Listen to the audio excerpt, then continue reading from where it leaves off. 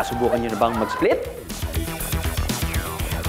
Pero with a twist, presenting Kaya pa ba? Aha! Split Quiz!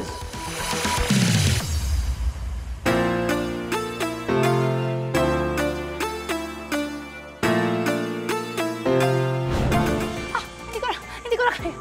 Kita nyo naman, mga kaaha, hindi ko po talaga kayang mag-split. Pero subukan natin sa ating mga kaaha dito.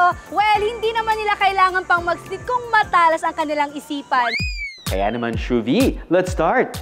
For our first question, the category is English. Spell Riz. Nauna ka. Panindigan mo yan. R-I-Z-Z. Ay! Tama siya! Dahil dyan, mag-split ka. Hey. Ano naman ang value ng 5? Alam niyo yan? Guys, alam niyo yan? It's 7 to tinuro sa atin. Dahil wala nakasagot, kayong dalawa ang mag-split. Ang tamang sagot po natin ay 3.14.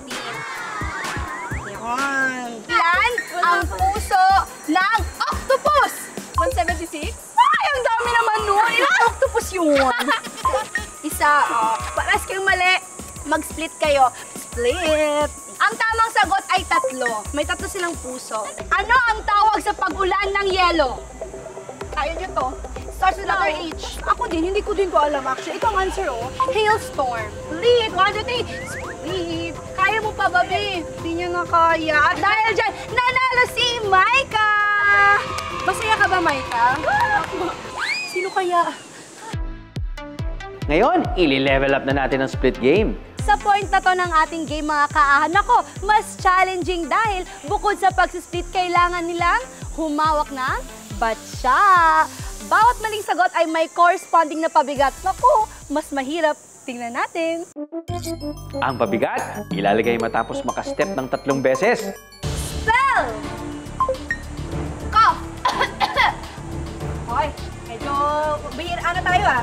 Kabado tayo. Ano yung sagot? C-O-U-G-E. Hoy! Hindi na siya mabango. Smart pa siya. At dahil smart ka, split ka, kuya. Nagbabasketball si M at siya ay nag-3 points si M ng 6 na beses. Ilang points ang kanyang maiambag?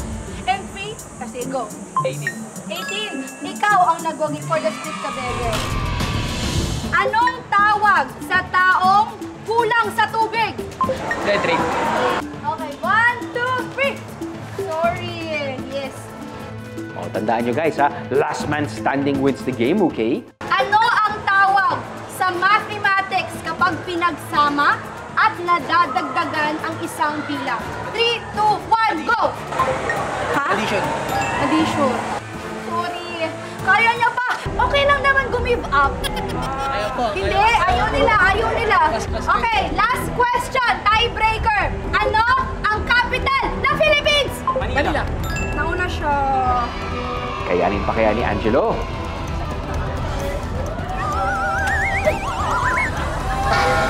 Congratulations, Hansel! Ayon sa eksperto, para makapag-split, kailangang flexible ang inyong hips, glutes, at hamstrings. Kaya naman magagawa ito ng isang healthy adult with consistent practice and proper training. Mga ka-aha, kung gusto nyong i-try ang split quiz, isang paalala, ingat! Aha!